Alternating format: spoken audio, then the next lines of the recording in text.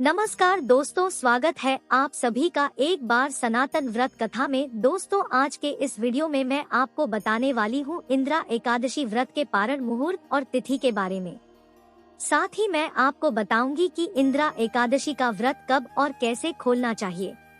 किन नियमों का पालन द्वादशी तिथि के दिन भी किया जाता है, इस बारे में बताने से पहले मैं आपको बता देती हूँ एकादशी की तिथि और शुभ मुहूर्त के बारे में। पितृपक्ष में पड़ने वाली और आश्विन मास के कृष्ण पक्ष की एकादशी है इंदिरा एकादशी और 10 अक्टूबर मंगलवार के दिन एकादशी का व्रत रखा जाएगा।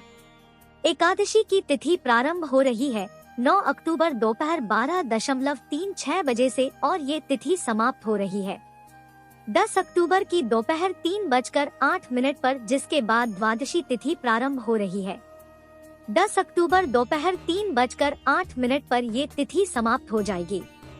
11 अक्टूबर को सुबह 6:19 बजे पर इस तरह से एकादशी व्रत का पारण मुहूर्त रहेगा। 11 अक्टूबर को सुबह 06:19 बजे से लेकर 8:39 बजे तक। एकादशी व्रत का एक नियम ये भी होता है कि द्वादशी तिथि के दिन हमेशा सूर्योदय के बाद ही व्रत खोलना चाहिए और साथ ही हरिवासर के समय कभी भी एकादशी का व्रत नहीं खोला जाता है। तो मैं आपको बता देती हूँ 10 अक्टूबर के सूर्योदय के समय के बारे में। जिस दिन एकादशी है तो एकादशी के दिन सूर्योदय का समय रहेगा सुबह 6:22 बजे, सूर्यास्त का समय रहेगा शाम 6:09 बजे और द्वादशी तिथि के दिन 11 अक्टूबर को सूर्योदय का समय रहेगा 6:22 बजे। सूर्यास्त का समय रहेगा शाम 6:06 बजे पर। अब मैं आपको बता देती हूँ कि द्वादशी तिथि के दिन एकादशी का व्रत कैसे खोलना चाहिए।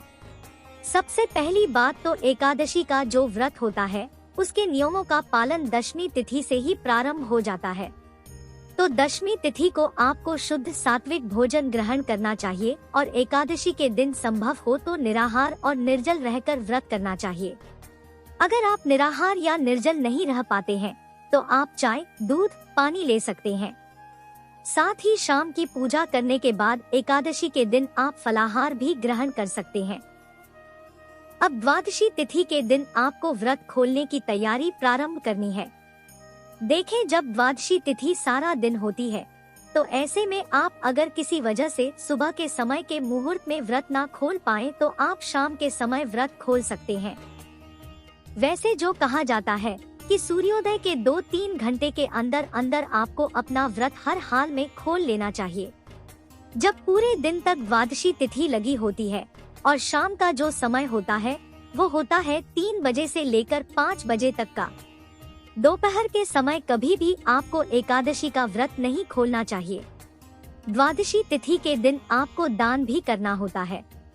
अब सबसे पहले तो आप सूर्योदय से पहले ही उठकर स्नान कर लीजिए और साफ पीले रंग के वस्त्र पहनकर पूजा करनी चाहिए। हाथ में जल लेकर आप सबसे पहले तो दान देने का संकल्प लीजिए और प्रार्थना करिए कि हे भगवान विष्णु, मैंने पूरी श्रद्धा के साथ एकादशी व्रत के सभी नियमों का पालन करके इस व्रत को किया है और आज मैं द्वादशी तिथि के दिन एकादशी व्रत का पारण करने जा रही हूँ। अगर इस व्रत में जाने अनजाने में मुझसे कोई भी गलती हुई हो तो हे प्रभु, उसके लिए मुझे क्षमा कीजिएगा। इसलिए अगर आपने एकादशी का व्रत रखा है तो इस बात का ध्यान रखना चाहिए कि द्वादशी तिथि के दिन आप दान देने का संकल्प भी जरूर लें। कहते हैं कि संकल्प लेकर किया गया दान सबसे ज्यादा फल देने वाला होता है।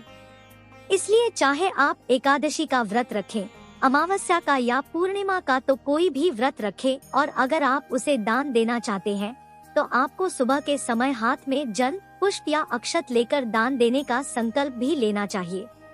आप सबसे पहले भगवान गणेश की पूजा करें, भगवान विष्णु और माँ लक्ष्मी जी की पूजा करें। आज के दिन भगवान गणेश को दूर्वा अर्पित करनी चाहिए और भगवान विष्णु को आप आज के दिन चंदन का तिलक लगाकर उन्हें पीले रंग के फूल अर्पित करें। साथ ही भोग में आप शुद्ध सात्विक चीजों का भोग उन्हें लगा सकते हैं। आप चाहे तो फल का या मिठाई का भोग भी लगा सकते हैं। भगवान विष्णु को पंचामृत आज के दिन आप अगर संभव हो तो जरूर चढ़ाएं। साथ ही आप भोग में चाहे वो पंचामृत चढ़ा रहे हो या कोई भी शुद्ध सात्विक भोजन भगवान विष्णु को अर्पित कर रहे हो तो उसमें आप तुलसी दल रखना बिल्कुल मत भूलिएगा, क्योंकि कहा जाता है बिना तुलसी दल के भगवान विष्णु अपना कोई भी भोग स्वीकार नहीं करते हैं, चाहे आपने 56 भोग ही क्यों ना बनाया हो। अब माँ लक्ष्मी जी की भी पूजा आपको करनी है। महालक्ष्मी जी को लाल रंग के फल फूल अर्पित करें और संभव हो तो आज के दिन अगर आपके पास कौड़ियाँ हैं तो आप कौड़ियों की या श्रीयंत्र की पूजा भी अपने मंदिर में रखकर कर सकते हैं।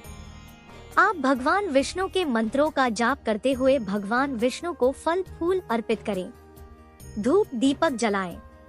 साथ ही आपको ध्यान रखना है कि पूजा प्रारंभ करने से पहले आपको अपने घर के मंदिर में गंगा जल जरूर छिड़कना चाहिए, और क्योंकि ये पितृपक्ष में पड़ने वाली एकादशी है इसलिए आप आज के दिन पीपल के वृक्ष की पूजा करके पीपल के वृक्ष की जड़ में मीठा जल अर्पित करें और एक दिया जरूर जलाएं।